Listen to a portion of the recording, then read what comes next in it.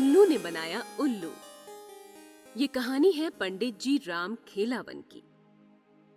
उनके पास रुपए पैसे तो अधिक नहीं थे, पर उनकी बुद्धि का लोहा सारा गांव मानता था। पंडित जी को पक्षी पालने का बड़ा शौक था। उनकी हवेली एक अच्छा खासा चिड़ियाघर बनी हुई थी। इधर उधर पिंजरों में पक्षी लटकते नजर आते।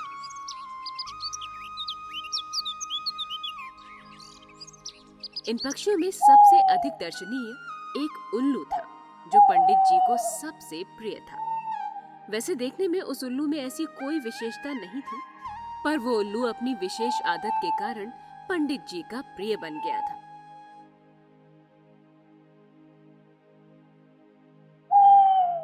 दरअसल एक बार किसी सेठ ने अपने बेटे के जन्मदिन पर पंडित जी को 2 सोने के सिक्के दिए थे।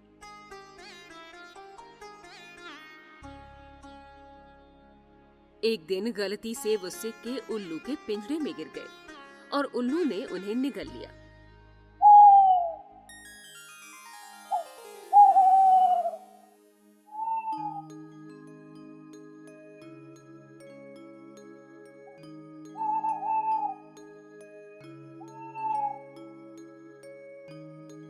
पहले तो पंडित बहुत परेशान हुए, फिर भगवान का नाम लेकर कई बार उल्लू से कहा, बेटा उल्लू उगल, उगल बेटा उल्लू। और अचानक उल्लू ने सिक्का उगल दिया। पंडित ने दोबारा कहा, बेटा उल्लू उगल। और इस बार भी उल्लू ने उनकी बात मान ली। फिर क्या था, पंडित को अब इस खेल में मजा आ गया। उनके आदेश पर उल्लू सोने के सिक्के निगल जाता था और उनके आदेश देने पर मुंह से उगल भी देता था। अपने उल्लू की इस विशेषता को पंडित जी ने किसी को बताया नहीं था। पंडित की एक पुत्री थी। उन्हें उसका विवाह अचानक तय करना पड़ा और विवाह की तिथि भी 10 दिन आगे की ही निश्चित हो गई। बेटी का विवाह सिर पर और पंडित ठहरे ठन ठन गोपाल। एक पैसा पास नहीं। समस्या विकट थी, पर वे घबराए नहीं। उन्होंने तय कर लिया कि बेटी की शादी निश्चित तिथि पर ही धूमधाम से होगी। उसी गांव में एक साहूकार था। ब्याज पर धन देता था, ब्याज भी कस कर लेता था और मूलधन के बदले में कोई न कोई आभूषण गिरवी रखवा लेता था। पंडित साहब उसी साहूकार के पास गए और बोले, साहूकार जी, मेरी बेटी का ब्याह सिर पर अचानक आ पड़ा है और आपके ही भरोसे मंजूर कर लिया है। कुछ मदद कीजिए। उसकी बात सुनकर साहूकार ने कहा, कितना रुपया चाहिए? पंडित बोले, यही कोई 20,000 से काम चल जाएगा साहूकार जी। अब 20,000 तो उस जमाने में मायने रखते थे। सुनकर पहले तो साहूकार चौंका, फिर कुछ सोचकर बोला, गिरवी रखने को क्या लाए हो पंडित? गिरवी की बात सुनकर पंडित चौंके, आश्चर्य से बोले, भाई, लाया तो कुछ नहीं, मैं तो लेने आया हूँ। लेकिन क्या आपको मुझ पर विश्वास नहीं है जो ऐसी बातें कर रहे हैं? साहूकार ने दलील दी, विश्वास आप पर और आपकी नियत पर कैसे नहीं होगा, पर व्यापार में विश्वास से काम नहीं चलता। लेन देन का काम अपने नियमों पर ही चलता है।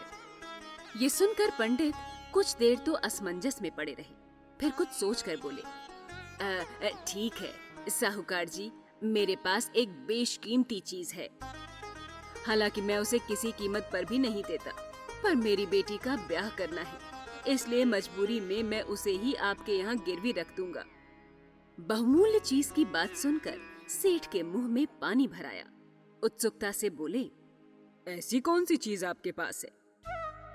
पंडित ने धीरे से सेठ के कान में कहा, एक उल्लू है, गोल्डन उल्लू।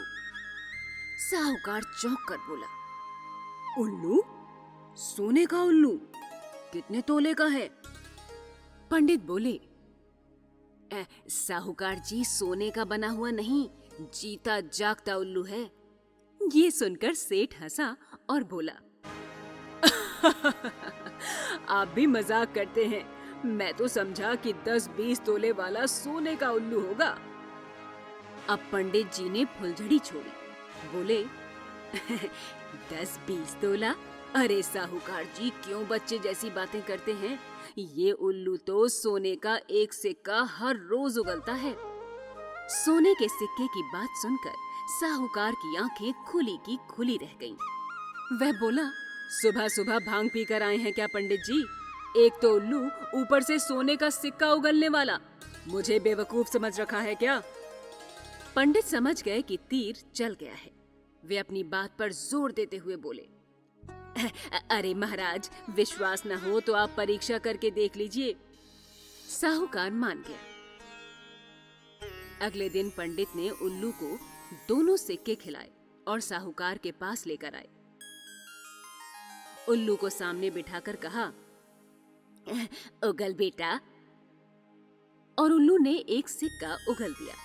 साहूकार की आंखें फटी की फटी रह गईं। उसे लगा अब वो हर रोज एक सिक्का उगलेगा, फिर तो महीने में 30, साल में 365 और फिर साहूकार अब कल्पना में डूब गया। वो लखपति से करोड़पति और फिर अरबपति बन जाएगा। उसने तुरंत तिजोरी खोल 20,000 रुपए दे दिए। पंडित ने रुपए थैली में भरे और जाते जाते बोले, सेठ जी, आज मेरा मन इस उल्लू के लिए बहुत दुखी हो रहा है। खैर, आपके ये रुपए जल्दी ही लौटाकर अपना उल्लू ले जाऊंगा।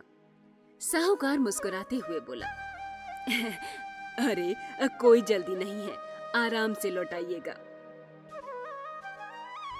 साहूकार ने मुस्कुरा कर कहा और पंडित मन ही मन मुस्कुरा कर चले गए।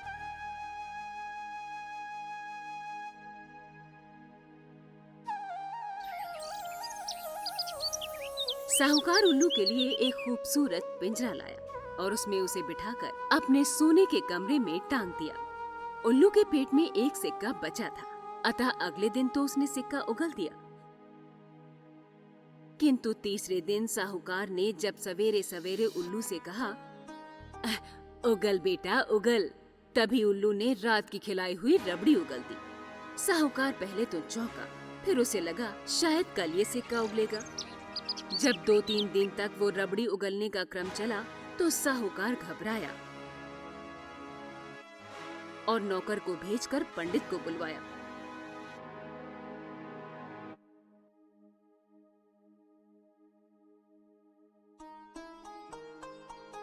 पंडित ने अनजान बनकर साहूकार से पूछा, कहिए सेठ जी, कैसे याद किया? साहूकार झल्ला कर बोला, पंडित, तुमने मेरे साथ धोखा किया है।